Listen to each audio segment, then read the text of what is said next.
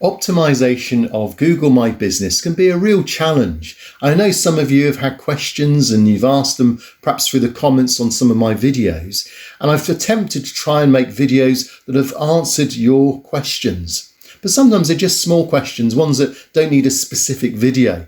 So what I've done today is I've put together 17 of your questions, and no doubt they'll answer them, but also at the same time, they might be questions that you've had in the back of your mind and someone else is now asking for them. So I hope this video will be useful, that it will help you to answer your questions. And as I answer these questions for you, hopefully, if you've got any other questions that come to mind, you'll put them down below in the comments. And then on my next update of another video, I'll try and answer those questions for you too. So welcome to my video.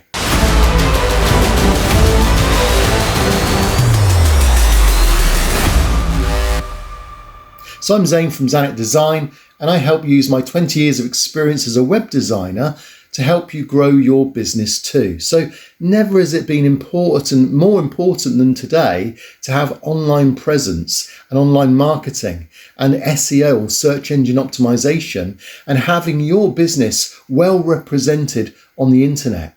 And of course, Google My Business enables you to not just put it onto search results and local search results at that, but also enables you to put it on Google Maps. So in the past series, we've taken 200 or 300 of you subscribers to the point of now we've got over 2,500 of you, and it's growing all the time. And we've tried to answer the real questions that real small businesses are asking. So you're going to really enjoy this video as we jump straight in now and answer your questions, 17 of them on today's video. So the first question, what are the 3 biggest mistakes new businesses make? Well, I would say the first thing is a lack of consistency. It seems that everyone puts together their business and then immediately forgets to keep things consistent. So what do I mean by this? If I just give you an example, if I search for my company, and you'll notice that then if I go to my knowledge panel here, you'll notice that things like the address here and the telephone number, these types of things, and also the description at the bottom here. So notice this piece here, which is about 750 characters. These things should kind of be repeated everywhere you go. So with citations, with your home page or your about page, with your contact page, the numbers, the emails, the addresses, the contact details, exactly where you are on the map, all these things should be consistent. So that's probably one of the first things. If you type into Google, so just go to Google, if you type in Zanet and then NAP, NAP stands for name, address and phone number. And here you'll see some of the videos I've done, particularly this one here, Get a Nap, Google My Business Nap Listing, 3 questions answered. So just a couple of thoughts there. Keep consistency. That would be my first thing. Was it 3 biggest mistakes? The second one is they just don't post regularly enough. So what happens is their articles, their photos are all out of date. So things like this, what's going on. 15 hours ago I posted that, 2 days before. Most people don't seem to post. Once you get past 7 days, then you lose the benefits of having these things as well. And obviously 3 days, 4 days, I post consistently all the time on Google My Business. And there's a way to do that. I've got a video on how you can do that as well. And if you look at Publer, Zanet, type in Zanet and Publer, and that hopefully will come up for you. And also photos in general, just geotagging them. If you type in here, or is it, if I put Zanet, GMB probably helps as well. There you go. So geotagging photos, how to delete photos, some tricks there as well, and some of the things you can do. And there you go, Google editing photos. So there's quite a few videos there. If you follow those, that's the other thing that I'd say. And finally, spammy business names as well. I really can't stand people that decide to not use their genuine business name, but try to then put in all sorts of keywords into their business name. So if that's your genuine business name and it involves a keyword, so for example, my business name is Zanet Design, so the word design is in there. But I'm not. I've not gone and put web design in there, which is what I am, or SEO. So if I say Zanet Design, web designer, SEO, Bournemouth area, that wouldn't be a true business name, a true representation of me. So those are kind of the 3 things: lack of consistency when it comes to your NAP, lack of regularity of photos and articles, and a spammy business name. So the second question: is there a way of contacting Google directly? So that's quite a few people have asked me this, so I thought I need to put this one up. And I did write an article recently. There you go. So Google My Business support the missing link. And it's because it seems it is so difficult to get hold of Google. So that your question, can you help me? My answer, I'm so sorry. In this situation, you'll need to contact Google My Business support. So I don't work for Google. I just, like you, am a small business that's wanting to just really teach you what I'm learning as I go. So I don't know everything either. And sometimes you do have to just rely on the fact that Google is the only one that has the answers to those questions, and sometimes they're quite complex questions as well. But what I have done here is I've given you everything that I do know, and so apart from the fact that there are things you can do to avoid suspension, I think you'll find this video here, Google support, and that basically gives you all the ways in which you can contact Google. So it can be Twitter's generally the quickest way. At Google My Biz is a great way to get some quick support from them. They've got a Facebook page as well. I've got some telephone numbers. I've got various ways in which you can contact them. So if you want to get hold of that, if you type in Zanet Google support, or I'll put the link to this web page below as well so that you can then find out more about that. So hopefully that will give you the way in which you need to then, if you've got a complex situation, sometimes Google are the only ones that can deal with that. Number 3 then, the third question you've asked me is, my business already exists. Why is that the case? So the fact is Google Maps is made up by people driving information. So a lot of businesses were put on Google Maps a long time before the businesses knew anything about it. And I was part of that team that went around and we tried to get Google Maps so it was up and working quickly so that businesses had something to then work with. So all you have to do is if you notice your business, so I think I did this the other day, if I go to the ice cream, so you would have seen this in my latest video, ice cream parlour. So there was one in Bournemouth Gardens, an ice cream parlour. No one's claimed it. It was easy to claim. So if I click on that, you'll notice there it is. So own this business. So if that was my business, then I could click on that, which I did the other day, and it was easy enough to then just manage it. It will send you a postcard to the address. You did need to register an address with it. Of course, I don't own it, and I didn't register it, and so it's still there to be owned by the owner. But that's what often happens. In fact, you'll find that on a lot of businesses, there's the ability to claim it, because some people maybe haven't claimed their business. Others maybe just have not realised they need to claim it, even though they may have perhaps someone else that's taken management of it. They also need to manage it really for ownership's sake, if nothing else. So the fourth question is, how much is it? Well, as I've said, Google My Business is currently free. And while it's free, you do need to register it, get it up and running, and then get it optimized as well. And that's the purpose really of my YouTube channel, is I've realized that a lot of people don't know how to use Google My Business. And so I've really tried hard to put together some plain English, easy to understand videos, and you'll find most of them on the YouTube channel. But if you're not sure, if you type into any Google Zanet GMB or Google My Business, and then whatever it is you're looking for, you'll find most of the videos now that I've done are coming up in the results. And once you go to one of the results, or once you start watching the video, then you'll be able to subscribe as well, and then it'll keep you updated with the latest, because again, Google My Business is constantly releasing new things. So it's free at the moment. There is a £50 charge for some businesses that want to get a Google guarantee on it. So that's kind of the way that Google seems to be cashing in at the moment. Whether that will continue, we're yet to see. I did a video, it was all about predicting what Google will do next year. So I do think Google may start charging in some areas a limited amount of ability, because at the moment, Google My Business is proving to be really popular. People are getting a lot of traffic. A lot of businesses, especially with COVID, are needing to rely on their online business. So if you haven't got it up and running, I've got a great tutorial also of how to get it up and running called Google My Business for Dummies. So again, if you put Zanet, GMB, and if you put dummies, I think it'll probably come up. Let's just check. So this video here, there you go. So Google My Business for Dummies 2020. If you follow that video, that will really get you up and running if you haven't really got to grips with Google My Business yet. Okay, so your fifth question was about short names. So what's the purpose of a short name? Well, a short name can be found if you go under info and you come down the page, you'll find there's a section there with an @ If you click on, so my short name is Zanet Design. If I click on that, you can change it up to 3 times a year. And it's, as it says there, it's just to make it easier for customers to find you. So you'll find that Google will use that in just a few areas like reviews and directions and so on. So I'll give you an example of that. If you go back to the home page, you'll notice that under Get More Reviews, if I click on that form, it uses my short name. So g.page/Zanet Design. And if you use that reference there, that kind of takes you through to your business. So that's like a special shortcode that Google My Business uses. And in this case, if I click that, that will just send people through to the review. But also it can be used in other areas as a shortcode to directions as well. And I'm sure going forward, that'll be used even more. So you do need to claim that name, because initially it starts off with something quite random.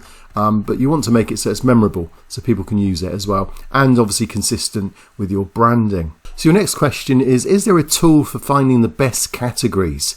Yes, there is. One of the ones is Plepper. I don't know if that's how you pronounce it, Plepper. But anyway, Plepper Tools, Google My Business categories. I'll put a link down below in the description that you can follow. And there you can just go to this. It just means then you log in, you say what your language is, what your country is, and it'll bring up a list. And once you've got the list, you can then type in what it is that you are. So my category is a website designer. But what I like about this is it then breaks down how many people use other categories that are website designers, and the occurrence as well. So you're really wanting to, what I would suggest is you now have your main category, website designer, or whatever it is that you feel represents your business best, and then go through these and just check off all the ones in that order. So the order is of the percentage of occurrence, because there's more of a popularity.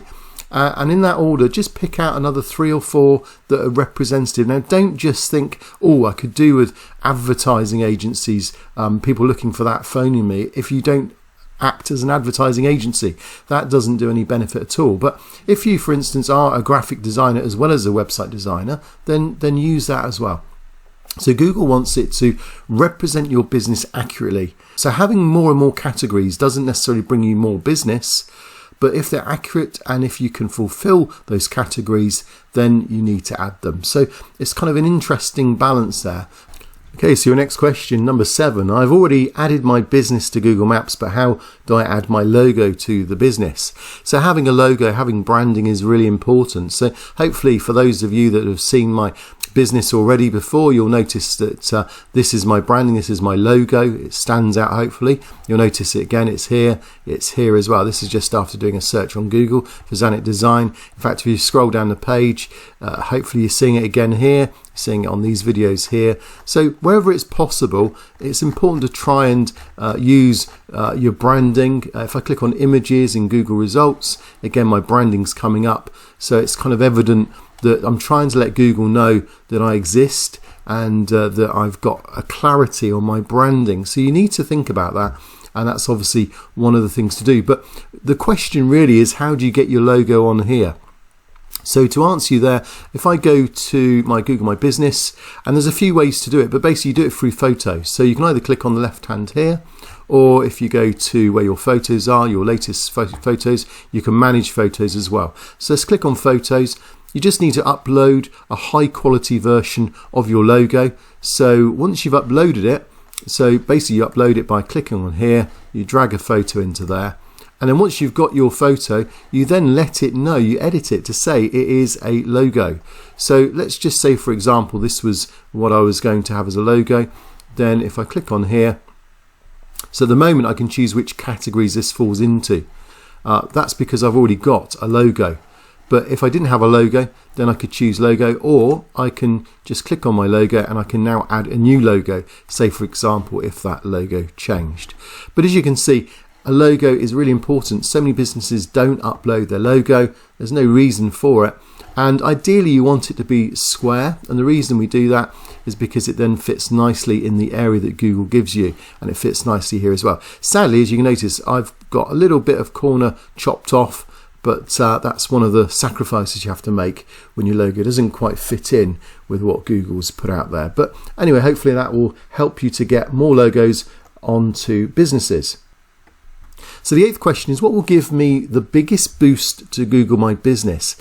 Now, I've done loads and loads and loads of videos that have explained how you can perhaps understand the algorithm, what's considered as important to Google, and there's no real one thing. Some people think it's all about reviews. It's not. Reviews aren't that important. They do have a place.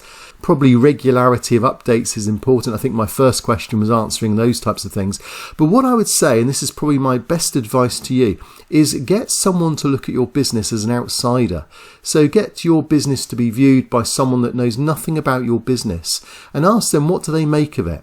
Get them to find you first of all. Say to the, look, I'm say an ice cream parlour in the Bournemouth area. Where am I based? What do I do? What is it that the services I offer? What products can you get from me? Where is it that you can contact me? How do you get hold of a certain product? Give them some kind of things to do, and then let them then feed back to you how they found it, the experience they found. Because if they're struggling and you're giving them some directions as to what you want them to do, then you can guarantee that new clients and new customers may well struggle to find what it is that you do too.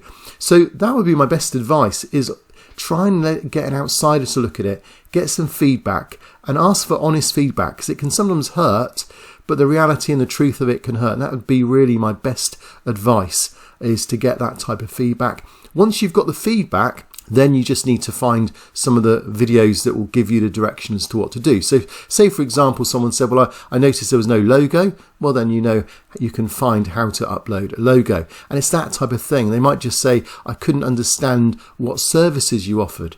So then you would want to know, how do I add services to Google My Business? That type of thing. And it's not all about Google My Business. It can also just be about branding of your website. So ask them to go to your website, ask them to go to your home page, ask them to view it on a mobile, ask them to view it from the point of view of they wanted to say, for example, take one of the services you offer. So you could ask them, can you go to my website and find out how it is that I offer mobile friendly websites, that type of thing. Can you find out what you think the costs would be of a web design?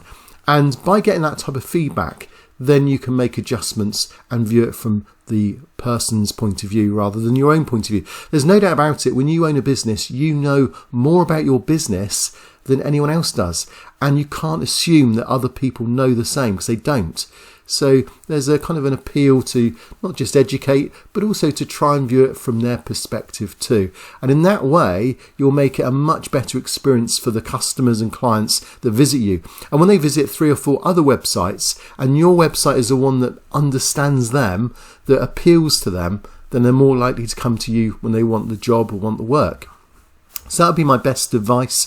That would give your Google My Business, in effect, a big boost, because people will then try and find you. They'll track you down, they'll look for you, and then that tells the search engines, it tells Google through the algorithms that your branding is beginning to grow. And once your branding grows, then your Google My Business will grow too. So the 9th question is, what is your favourite free tool for Google My Business? Well, I've got several that I've done and used in my videos, but Bright Local produced one of the most exceptional ones, because I really like the fact that you can keep a check on how people view your Google My Business. You can do it via means of a Google search or through Google Maps. So it takes both ends. It can be the knowledge panel or the map entry. And you can check it from any country in the world. You can put any search term, you can put any town and any language. So in effect, you can be anywhere in the world and see how your Google My Business entry looks, whether it's in the Google search or Google Maps. And that's for free as well. So I'll put the link down below for that, but that's Bright Local. And it's an excellent little tool that just gives you some search results from anywhere in the world. The 10th question is an interesting one. I've noticed that all the Google My Business listings that show up tend to say, you can own this business. Is this something new? So this is a question that came in just before I made the video. And I just thought, yeah, that's interesting. Most businesses do offer the opportunity for you to still own this business. And it's not really something new. I think they've changed it a few times. But I'll give you an example as to why you shouldn't be overly concerned. If you type in, was it Google London, I think I tried. So this is some Google offices in London. So if you notice, even Google allows you to own this business. They used to do this on the main Google complex in California as well. Own this business is still available. Now I think this must be a Google office, because with these types of reviews, it says corporate office. Google UK would probably have stopped that if that wasn't the case. So I can't confirm that's definitely their office. But if I click on this, own this business, and then potentially I can then go in and I can request access. Of course, it is already being verified by Google and they own it, but even so, it does allow a certain amount of access to businesses. So I think the point is that don't be overly concerned if that appears on your business, because it's just giving people the opportunity to give reasons as to why they can apply for it. It's something that keeps coming and going, but Google currently at the moment are putting this on a lot of businesses, and don't overly concern yourself. So the 11th question is it true that you get a free website with Google My Business? Yes, it is. It is true. If you go to your Google My Business panel, if you click on the left-hand side here, website, and there is a website, and you can then pick and choose different themes and colors and so on. It's very limited. You can purchase through Google a .com. And you can add that to it as well, and you can do a few other things as well. It's quite limited though what it does. What I will say is it doesn't produce a particularly professional looking site. So if I click on the website, so this is what it gets. It's mobile friendly. It's got a mobile friendly ability to scroll through the page. So there's the gallery, there's the information, and all this information's come from the information you've added into the Google My Business backend anyway. So it does provide the opportunity to give a website. It means it's something to start with, but what I would say is, compared to a proper, well-designed website, this is going to struggle. People will just view this as perhaps just a social media platform, a bit like a Facebook page. It can serve a purpose if you want to start a business off from scratch, but ideally you want to make sure that you do get a decent website with a domain and have it designed, and then people are more likely to part with money if they feel that they can take you seriously for the business that you do. So hopefully, yes, do take advantage of the free website, but don't rely on it to produce great business over a long period of time. So the 12th question, what is a knowledge panel? So we've seen a knowledge panel already. It's this area here. So this is the bit that Google serves up. I had an email come through today, actually this morning. It just asked me, could they change the layout? Could they make it look like, and they even mocked up a layout that they wanted. So they wanted certain things to appear in certain areas. They wanted a logo to appear and so on. So the answer to that is not really. Google decides on this. It changes it all the time. Sometimes you get these categories here, sometimes you don't. Questions and answers disappeared during COVID. You'll get more reviews appear here. Even the video that I've got on getting the profiles up and running, social media profiles, you can't actually make Google do it. You have to just encourage Google to do it. So we're up to 3 at the moment. We've put out to try and get 5. So it's not something that you can control. And this is one thing that's just come forward recently: online appointments, on-site services, request to quote button. There are things you can do though to get all those things. So you do have to jump through some hoops. You have to know where they are in the back end. But ultimately, the layout and how it's presented and the information is down to Google. But what you can do is give Google everything they need, so they've got no excuse not to do it. Hopefully that makes sense. But that's the knowledge panel, if you're asking what the knowledge panel is. And the 13th question is, how long does it take for a postcard to come? So in the past, it could take 3 or 4 days. At the moment, it probably between 5 to 7 days. With COVID, obviously, it can take a bit longer, but being patient really. Once it comes, you get a code, you enter the code to verify your business. And once you've verified your business, you'll then be able to update all the other things that you can't update at this time. So at the moment, if you haven't updated your business or verified it, you'll find you're on a very limited amount of things that you can do. You won't really get the most out of Google My Business until it's verified. So at the moment, wait probably up to a week. And then if you get stuck, of course, there is a way of contacting Google as well if you're finding the postcard method isn't working as a way of verifying. I did a video just recently about videoing and video conferencing, and Google is using videoing for some categories to confirm that you exist as a business. That's a lot quicker. So if they give that as an option, that would be an option that I would choose immediately. So the 14th question, of course, if you've got any questions, then do make sure you put them below. Also, make sure you subscribe so you don't miss out on these answers to your questions. And what I've done in the past is I've just said to people in my video that if you've got any questions, put them in the comments below of my video, and I do try and answer all questions as best as I can, and I'll take some of those questions and put together a video like I've done today. So hopefully we've covered your questions, but if you've got a question, put it down below. Make sure you give a thumbs up, make sure you subscribe, and then I'll try and answer your question. So the 14th question, what is the 3-pack, the snack pack, or the map pack? So none of these questions are silly questions because they're ridiculous concepts or names that have been given to something that really we probably are all familiar with. This is known as the 3-pack.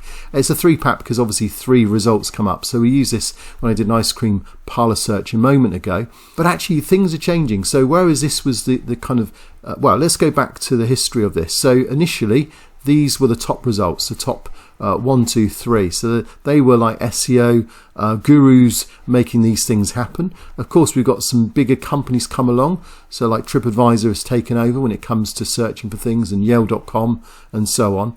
And so to help smaller businesses and local searches, Google's also then included local searches above those things. So this is now known as the 3-pack, and that will be an area near me. So just by typing in anything at all, then that will show up things that are local to me. So if it's a business, it generally happens. If it's a non-business search, obviously then it will just default back to whatever the top 10 were for that particular search term. But now the top 3, or the 3-pack, or the snack pack, which is this area here, is now being started to be superseded by these ones here, which is again other citations, other reviews. So if you notice for ice creams, then they're reviewed on these areas like Yale, Time Out, and so on. And depending on what you search in here, you'll get different ones. So if I put plumbing in London, so here we've got Gumtree coming up, and Trustpilot coming up as well. And then there's the 3-pack, or the snack pack, or the map pack. And then you've got the standard SEO results as well. So hopefully it answers that question for you. The 15th question, is there a way of monetizing Google My Business, or perhaps putting AdSense or affiliate links in, or so on? Well, no, the answer is no. It breaks the terms and conditions, and the purpose is to advertise your business, not to advertise other people's businesses through Google My Business. So there's nothing to stop you obviously having AdSense or advertising on your own website, but when it comes to anything to do with Google My Business, so particularly their website as well, there's no areas for that at all, and it doesn't really make sense. Why would you advertise on a business that you're trying to get your own business up and running? The whole thing is against the terms and doesn't really make a lot of sense. So let's take the 16th question. What should I use Google Insights for? So Google Insights, if you go on the left hand side, you'll then bring up your feedback. And this is just Google telling you some of the things that people are finding your business under. So are they looking directly for you? Are they looking for perhaps a service you offer? And that's really the thing I'd say to aim for, is how customers find you. So you want direct search. Direct search is where customers just come directly to you. They know where you are, they know your web address, or they know how to find you. You've then got discovery, which is for people that perhaps are finding you through a web search, maybe for a map search, and they're just wanting to identify, are you the right fit for them? So they know you, they don't know you, but they're checking you out. And then these guys not only know you, but they also know your brand, so they can relate to you, they know your business. And this is the hardest one to build up. This is the one that needs the logos, it needs the branding, it needs the professional websites, it needs the extra marketing information, it needs the SEO. And that's the one that's going to give you the long-term benefits. So 3 things really: people that just discover you, people that know you, they discover, they know you, and they know your brand as well. And I think if you keep those 3 in a kind of as equal as you can, which obviously I've done there, you'll get a constant flow of traffic, and you'll get a constant flow of interest and new business as well. So that's useful. Insights also gives you details as to how people are finding you, whether it's on maps or on the search. So there's a couple of ways they can find you, and also how they found you and what they did once they found you as well, so the actions that they took as well. And there's other things as well. It mentions there's also photos and other things that you can see, but Insights is well worth looking into because it will reveal a lot more information about the types of things that people are looking for when they find your business.